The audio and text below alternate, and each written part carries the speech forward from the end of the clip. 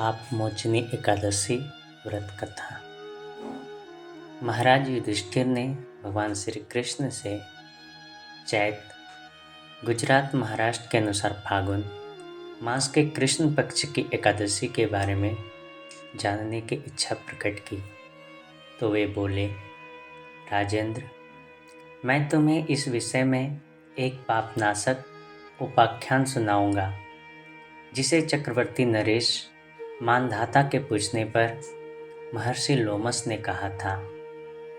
मानधाता ने पूछा, भगवान, मैं लोगों के हित की इच्छा से यह सुनना चाहता हूँ कि चैत मास के कृष्ण पक्ष में किस नाम की एकादशी होती है, उसकी क्या विधि है तथा उससे किस फल की प्राप्ति होती है। कृपया ये सब बातें मुझे बताइए। लोमस जी ने कहा, नृपश्रेष्ठ, पूर्व काल की बात है। अप्सराओं से सेवित चैत्र रथ नामक वन में, जहाँ गंधर्वों की कन्याएं अपने किंकरों के साथ बाजे बजाती हुई विहार करती है, मंजू घोषा नामक अप्सरा मुनिवर मेघावी को मोहित करने के लिए गई। वे महर्षि चैत्ररथ वन में रहकर ब्रह्मचर्य का पालन करते थे। मंजू घोषा मुनि के भय से आश्रम से एक कोस दूर ही ठहर गई और सुंदर ढंग से वीणा बजाती हुई मधुर गीत गाने लगी।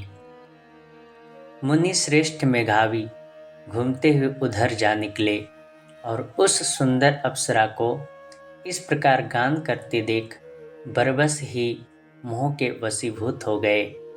मुनि की ऐसी अवस्था देख मंजू घोषा उनके समीप आई और वीणा नीचे रखकर उनका आलिंगन करने लगी। मेघावी भी उसके साथ रमन करने लगे। रात और दिन का भी उन्हें भान ना रहा। इस प्रकार उन्हें बहुत दिन व्यतीत हो गए। मंजू घोषा देवलोक में जाने को तैयार हुई। जाते समय उसने मुनि श्रेष्ठ मेघावी से कहा, ब्राह्मण, अब मुझे अपने देश जाने की आज्ञा दीजिए। मेघावी बोले, देवी, जब तक सवेरे की संध्या न हो जाए तब तक मेरे ही पास ठहरो। अप्सरा ने कहा, विप्रवर, अब तक ना जाने कितनी ही संध्याएं चली गई। मुझ पर कृपा करके बीते हुए समय का विचार तो कीजिए। लोमस जी ने कहा, राजन, अप्सरा की बात सुनकर मेघावी चकित हो उठे। उस समय उन्होंने बीते हुए समय का हिसाब लगाया तो मालूम हुआ कि उसके साथ रहते हुए उन्हें 57 वर्ष हो गए। उसे अपनी तपस्या का विनाश करने वाली जानकर मुनि को उस पर बड़ा क्रोध आया। उन्होंने शाप देते हुए कहा, पापिनी, तू पिशाची हो जा। मुनि के शाप से दग्ध होकर वह विनय से नतमस्तक हो बोली, विप्रवर, मेरे शाप का उद्धार कीजिए। 7 वाक्य बोलने या 7 पद साथ साथ चलने मात्र से ही सत्पुरुषों के साथ मैत्री हो जाती है। ब्राह्मण, मैं तो आपके साथ अनेक वर्ष व्यतीत किए हैं, अतः स्वामिन, मुझ पर कृपा कीजिए। मुनि बोले, भद्रे, क्या करूं? तुमने मेरी बहुत बड़ी तपस्या नष्ट कर डाली है। फिर भी सुनो, चैत्र कृष्ण पक्ष में जो एकादशी आती है उसका नाम है पाप मोचनी। वह शाप से उद्धार करने वाली तथा सब पापों का क्षय करने वाली है। सुंदरी, उसी का व्रत करने पर तुम्हारी पिशाचता दूर होगी।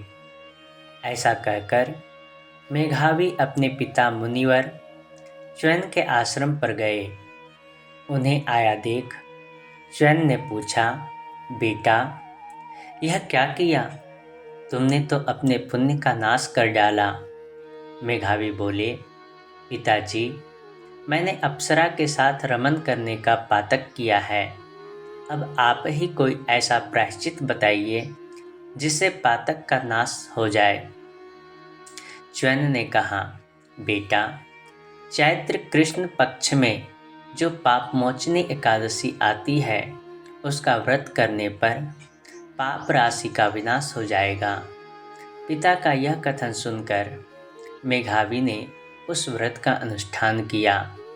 इससे उनका पाप नष्ट हो गया और वे पुनः तपस्या से परिपूर्ण हो गए। इसी प्रकार मंजू घोषा ने भी इस उत्तम व्रत का पालन किया। पाप मोचनी व्रत करने के कारण वह पिशाच योनि से मुक्त हुई और दिव्य रूप धारिणी श्रेष्ठ अप्सरा होकर स्वर्गलोक में चले गई। भगवान श्री कृष्ण कहते हैं, राजन, जो श्रेष्ठ मनुष्य पाप मोचनी एकादशी का व्रत करते हैं उनके सारे पाप नष्ट हो जाते हैं। इसको पढ़ने और सुनने से सहस्त्र गौदान का फल मिलता है। ब्रह्म हत्या, सुवर्ण की चोरी, सुरापान और गुरु पत्नी गमन करने वाले महापातकी की भी इस व्रत को करने से पाप मुक्त हो जाते हैं। यह व्रत बहुत पुण्यमय है। हरि